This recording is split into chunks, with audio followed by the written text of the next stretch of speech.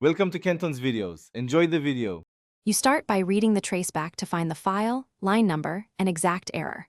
Once noted, open the file in an editor that shows invisible characters and line numbers so you can inspect the offending line. Run Python mpy compile file name. Py to force a syntax check. This often gives a clearer message.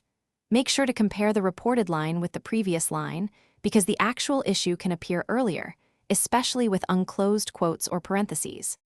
Now you inspect frequent culprits, unmatched quotes, parentheses, or brackets, and inconsistent indentation which Python treats strictly. Once done, check for missing or extra punctuation. A stray comma or missing colon after a def, if, or for line will trigger syntax errors. Also verify multi-line strings use triple quotes and that backslashes for line continuation are placed correctly. Make sure to inspect the previous lines too, because logical grouping. After you apply a candidate fix, rerun Python mpy compile or execute the script to confirm the error is gone. Small tests save time.